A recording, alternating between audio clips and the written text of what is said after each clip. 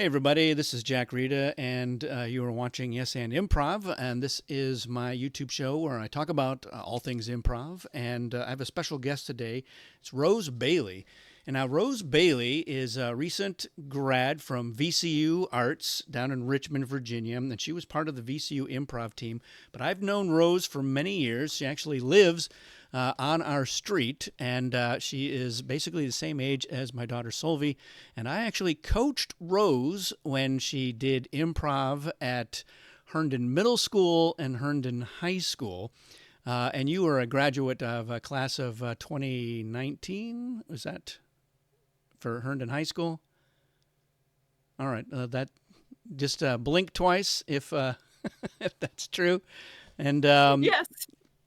and so yeah, so I've known Rose for a while, and Rose has what I like to kind of consider the next generation of improv. So I started doing improv myself in the 1980s as part of theater sports in Fairfax County. And it's theater sports Fairfax County that at Rose basically also got her start in the 21st century. What we're going to be talking about a little bit today is just how much has improv changed, if at all? What are the focuses that she has learned outside of my coaching, but at VCU and as part of her own journey through improv? So, Rose, welcome to the show. And I want you to first start off talking a little bit about VCU, what you did there as part of that VCU improv troupe, and then we'll get into some more topics related to what I just introduced. Go ahead. Sure. Well, I started out on, there's like four VCU improv teams. I started out on Children at Play, and then that became Wait, Did They Just Kiss? And then my last 2 years at VCU, I was on Crimes Against Fantasy, which was the Dungeons and Dragons themed team, All right, that which was sounds very fun. pretty awesome. So, what is Children at Play first? Give me fill us in on Um, what that is. at that point, because this was 5 years ago, at that point it was the just the other secondary team. It wasn't like more or less better or worse. It was just the other team that VCU had. There were two, and then I think as time went on, there were just more and more people wanting to do VCU improv, and then more like students graduated, went to the head of improv and was like, "Hey, I'll coach a team." He was like, "Sure," and so more and more teams got made. So, I Children at know Play was that not any kind of specific focus, like we're performing no, for children or we have no.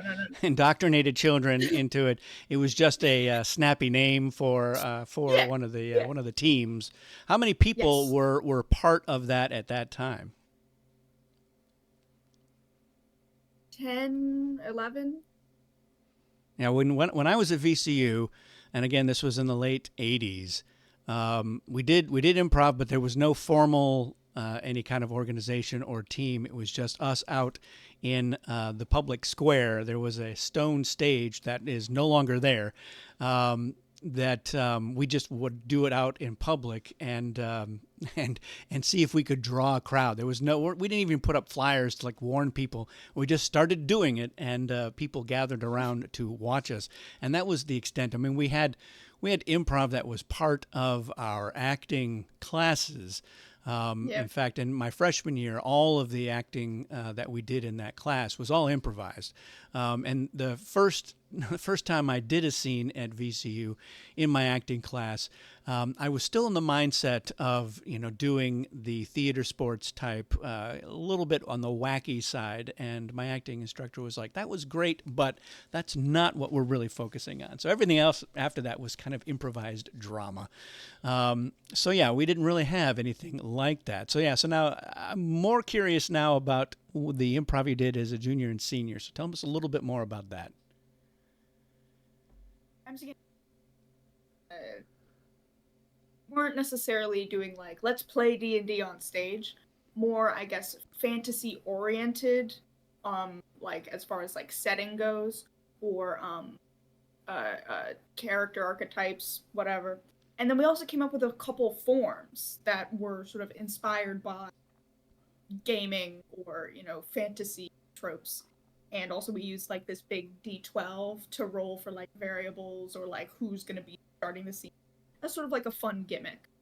um Yeah, not necessarily like the way taking game aspects and gamifying improv, but more just themes. So is this like a long form kind of Yeah. storytelling? Okay. So yeah, that's pretty fabulous that you guys were able to do that. Was all of the improv at the VCU Improv long form, or was any of it gamey and game prov, as I like to call it sometimes, like the theater sports Sometimes, types of games? yeah. Sometimes some teams would do short form games, um, and especially like for the last show of each year, the seniors would all do short form games in between each team's long form sets. Um, but for the most part, mostly long form. All right. How do you like long form versus short form games? Where's your passion and preference? I think I like long form better. Really, that's interesting. Um, well, all of the hard games are short form. There's no like hard I, games. What are you I, talking about? what are you talking about, man? I hate emotion zones. I Uh, hate like stringing a story together and constantly flipping between what I'm doing. I hate that. it's But I like interesting because having. the people who really like short form better than long form, the reason that I hear from them mostly is that if it's not going particularly well, it's going to be over soon. And so you're able to then switch to something completely different. Whereas with long form, you're it sometimes you feel more like you're stuck in this situation, and if it's not going well, at Yeah. least for some people, they just kind of feel like it's just going to keep going. A scene will keep going and going, and people hate the idea of like, oh, I'm going to go enter that scene to try to save it, and so everyone is a little bit hesitant to have that kind of approach. But certainly there are tools. There are a lot of short form tools, of course, that you can use Yeah. to change the direction of a scene or to start a completely new scene with that narrative. But it just really depends on what your long form structure is, if there even is one. And even some long form really is just a bunch of really short scenes that maybe are related but often aren't at all. So I'm intrigued by the idea of a sustained storyline that has a beginning, middle, and end. That I think is for a Yeah. lot of people the most challenging form of long form. That and it really depends on how much thought you've put in ahead of time on what the structure of that form is going to be, or Mhm. how loose it is. So what sorts of things did you guys use or practice or consider when approaching some of these long forms in terms of how do you prepare for it? How do you Mhm. arm yourself to be successful? Mhm. Well, there's the obvious sort of listening and, picking up on gifts and in turn giving gifts. That's one of my favorite things to do is to pick up something that was said in the first scene and bring it back as like a whoa. I love doing that. But I guess also just supporting each other in anything. If the scene takes a turn you didn't expect, just trusting that your teammate knows what they're doing. I think that's I'm just thinking back on all practice and instruction I received. Trust and um, oh geez, I'm gonna have a long pause here to think about what I'm gonna say. um, Trusting in teammates and obviously just practicing to get better. Sharpening skills. Um, um, Yeah, Aiming high. I found that rapport is one of the probably strongest and most underrated qualities to a group of performers. And, the trust comes very organically out of that. If you've built rapport with the people, Mhm. then it's not only just a matter of trust, but in some ways, anticipating and having an understanding of how to play to somebody's strengths, or how to, you talked about giving and receiving gifts, which is not a terminology that I used at all, or any of my peers use. But I think I have a pretty good instinct for what you're talking about. So talk a little bit more about that, just to make sure that I'm on the same page, Okay, yeah. because I think it does feed Oh, into that sort of idea of you're more mhm. likely to give and receive gifts if you do trust each other, and you're more likely to trust each other if you've built rapport through your rehearsal and through your experiences, both on and off the stage. Yeah. Giving a gift, just like setting something up, like, oh, I can't wait for my, I don't know, whatever, pizza to be delivered, something like that. And then some that gives the opportunity for somebody to deliver the pizza or to knock on the door and say, sorry, pizza was stolen. Oh, we've got to go get the pizza.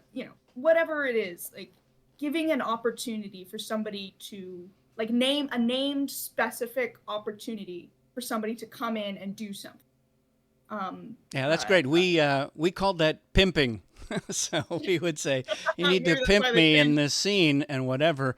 And yeah, we would do things like, Charles is going to be here soon. Here's what you need to know about Charles: is he usually stands way too close to you when he's talking to you. So just be prepared for that, and it builds builds an expectation in the audience, of course, and they can't wait to see that in action.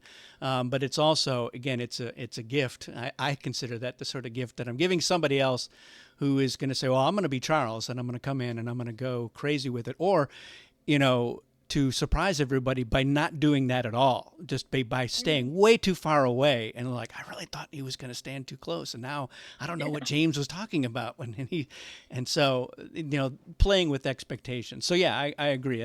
That's definitely the sort of thing that we did as well. But yeah, we had a different way of characterizing that.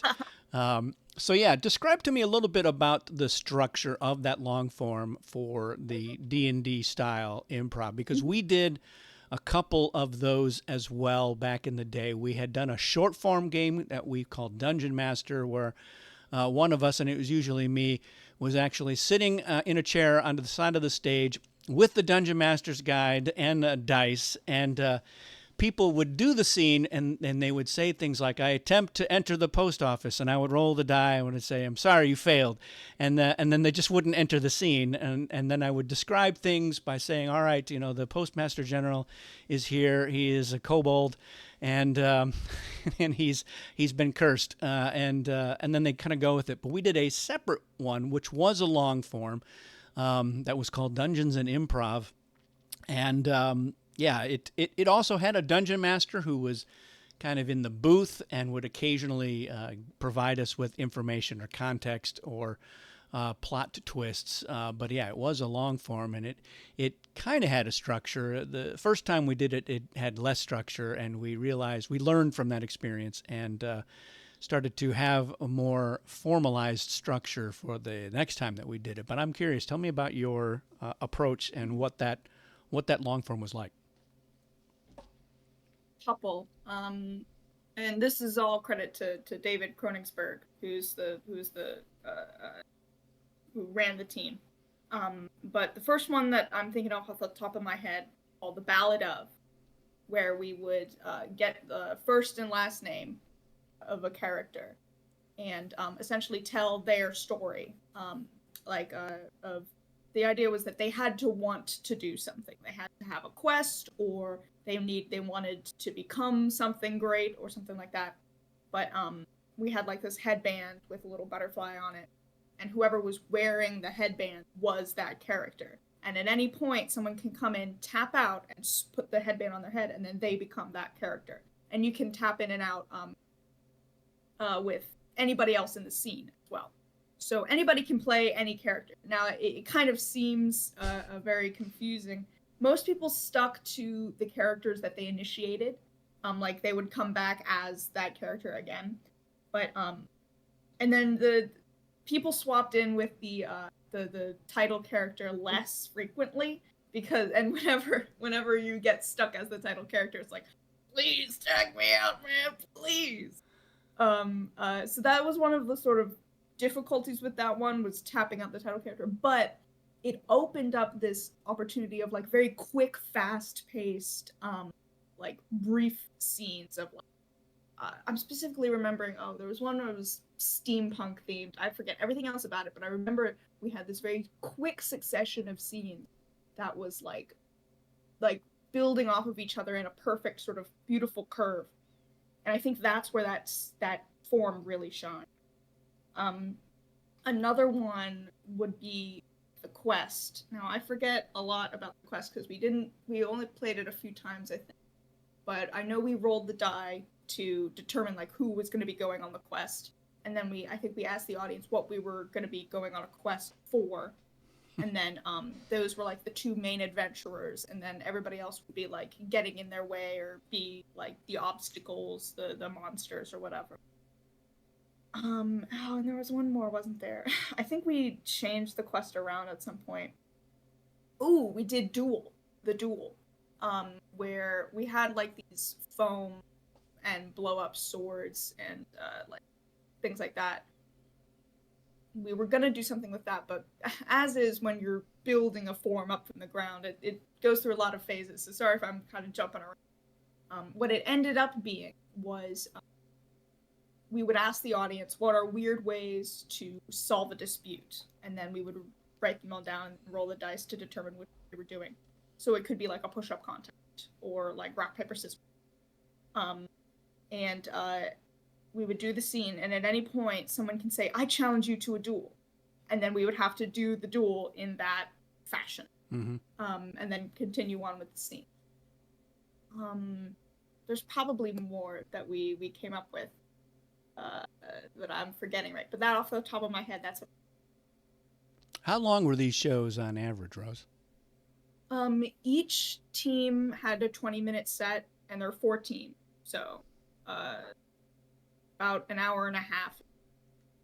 That's interesting. So yeah, so all the teams get to perform at the same show.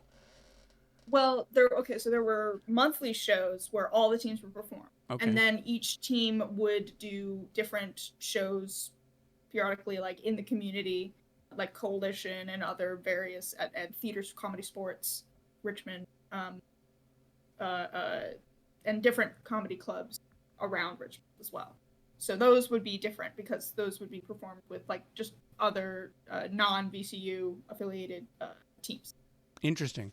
So let me ask you, Rose, as somebody who again started in middle school and high school doing improv, what was the focus on the fundamentals, your fundamental approach to doing improv and being successful improv? Compare and contrast your pre-college insights and instruction and the post-college, and how much of the VCU experience was that entirely student led and student driven, or were there any other kind of outside advisors or instructors or guest directors that were involved in that? Walk us through that a little bit. Mm-hmm. All right. I guess before college, it was more focused on like skills and like fundamentals, like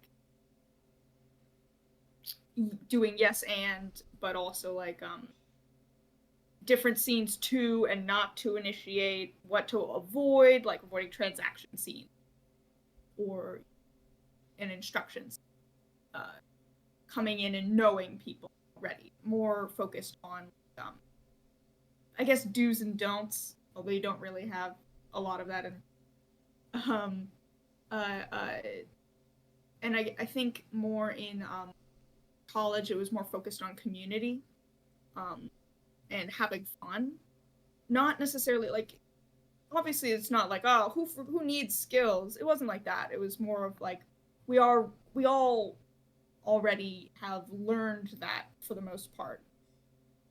Now we're here to build something together by having a lot of fun and being great friends. Yeah, you've got the basics down. Mm-hmm. It's now time to explore the Yes. possibilities. Sure. And as far as instruction goes, there's the head of VCU Improv, and then when I was there, graduated, there were three other, coaches for the 3 teams. total of 14. Um, and then two improv teachers, one of them being the head of improv, another improv, three graduated students who now also coach an improv team at VCU. Okay. Did that make sense? Yeah, I think I managed to follow. So yeah, so they Yeah. and how often did you guys get together and rehearse and versus perform? Rehearsals, I think freshman year might have been twice a week, but then everything changed. Um, uh, this past few years, it was once a week. Were performances in the first semester it was all just rehearsing, practicing, and then there was a show at the end of the first semester, and then second semester would have been there. I think it was the first Monday of each month was a show in the small theater, Schaefer Street Playhouse, and then the final show of the year, at least my senior year, was in Hodges, the big theater. But I think it depended on team to team how many like other shows you did around in the community at places like Comedy Sports and Coalition. But at least twice a month, maybe even 3 times a month in the second semester for a show. That's pretty good. It was a lot more than. In fact, we weren't even really allowed to do a whole lot when I was a freshman at VCU. After that, they didn't really seem to care too much. But again, the faculty wasn't involved at all. So there really wasn't any improv presence outside of like we're improvising scene work. So yeah, there was no performance improv for us. So I'm actually very excited that they've taken advantage of that, and because it's a great theatrical form. You can have shows quite frequently because you don't have to memorize a whole lot, and you can get up there and it's fresh every time. So even if you're like, yeah, we're doing the exact same form again, it's going to be completely different. And so yeah, how were your audiences over the years at there? I know that right smack in the middle of it was COVID, but so that's always going to put a crimp on everything. But just outside of that, what were your audiences like? Well, the first Monday shows of each month, that was a lot of drunk college students. Very You can just rowdy say college kind of students, Rose, and I think we'll get the implication. A lot of people shouting out dildo as the suggestion, or rather, what was the grin and bear it suggestion that we always got was Ohio. Okay. I've been told to do a scene about Ohio too many times. At this point, it's very boring. Yeah. But the shows in Hodges generally were a bit more sophisticated. Like the audience was a bit more, yeah. Respectful, I would say, because well, not necessarily respectful because they were quiet during performances, but like more attentive, I'd say, because it's like, oh, a lot more people's parents are here because this is the big show in Hodges, and also you're in a bigger theater, I guess. But and then as far as like shows in the community, generally pretty good audiences. Yeah. That's great. Yeah. So I know that we talked a little bit offline about what sort of improv you're doing now, which is not a whole lot, but not for a lack of wanting to. So hopefully you'll find yourself. I know you're still doing some theater, so that's great. I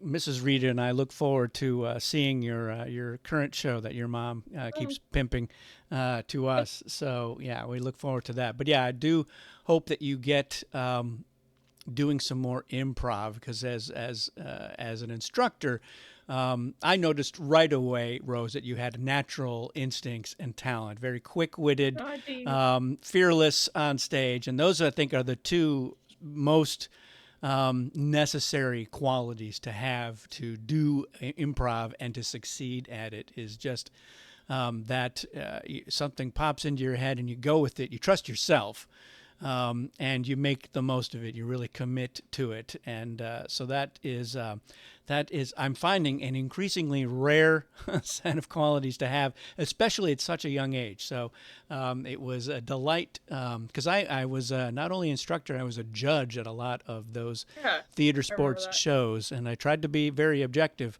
In fact, I was probably much more harsh than the other judges. A lot of times they're like a 7 and 8, and I was like, I'm giving that a 5, and I'm feeling generous by Yeah. doing that because, and if they would have let me, I would have gone into why I scored it lower. But I was like, yeah, we'll figure that out later. But yeah, I think I'm encouraged by you hopefully keeping a toe in the improv pool of water out there and Mm-hmm. keep doing it. So the last thing I want to get into is just I want to talk a little bit about how it has changed, and to me it sounds like it has not changed very much from when I started doing it in when I was a sophomore in high school um, in um, in Fairfax County. Like I said, I was at Marshall High School, and our teacher showed us a videotape of a show called War Babies, which was a very early improv troupe. And she was like, they're everything they're doing up here, they're just making up. There's no script, and it blew my mind. And I was like, oh, this is a thing. And she said, and we've got a program in the thing in the county where you can, the high schools compete against each other and they do all these games.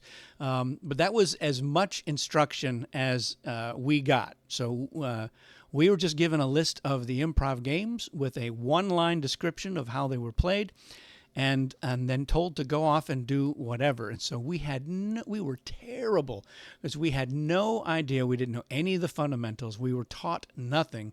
It was by watching the other schools perform and seeing what was working that we started to figure it out. But I really, it wasn't until I got into college that I started to get better. So tell me a little bit about your personal journey and what sorts of things started to click in your mind for, this is working, or what were the lessons that helped to guide you? Because I feel like you had a little bit more instruction than I Mm-hmm. did as as an early. I mean, what was tell me a little bit about what it was like in middle school and in high school, and how much just mentorship you got, and what were the big focuses? I know that we talked a little bit earlier about, do this, don't do that, but Yeah. what were some things that stuck with you?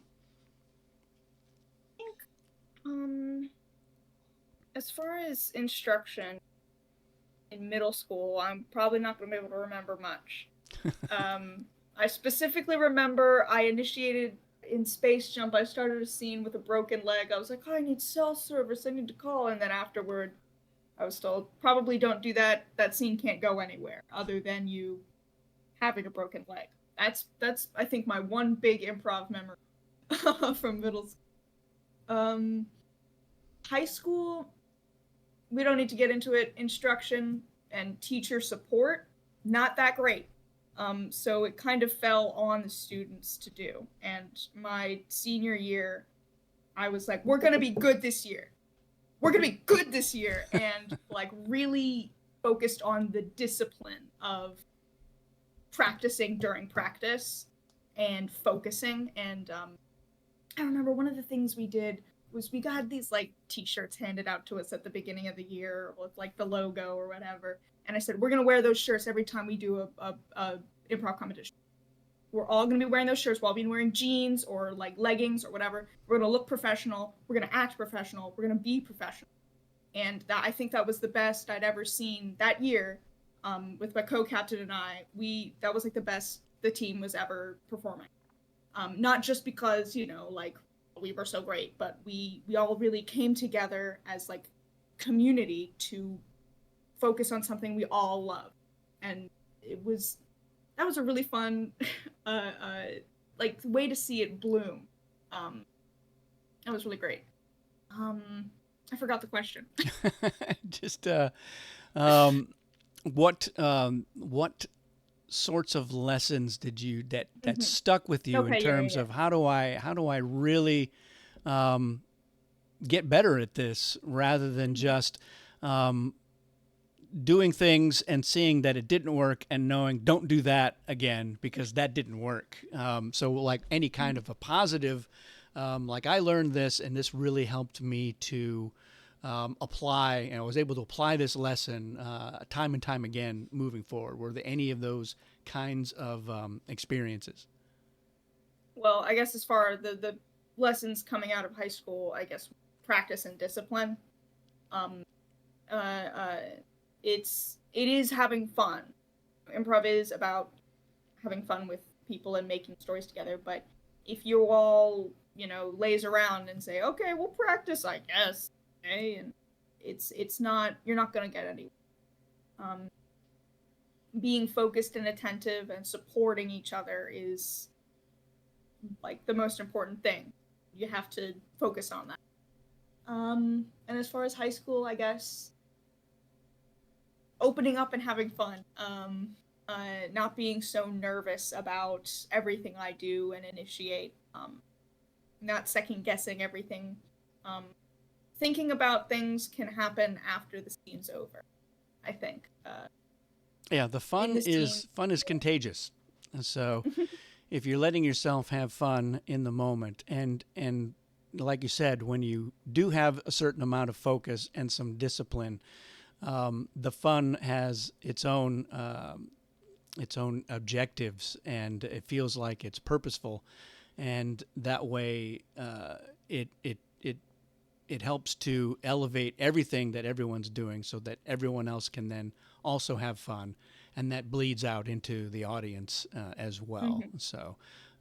Yeah, I think that that's also fundamentally it took us a while to figure that out because again we didn't even have people telling us, don't do that, and that was wrong.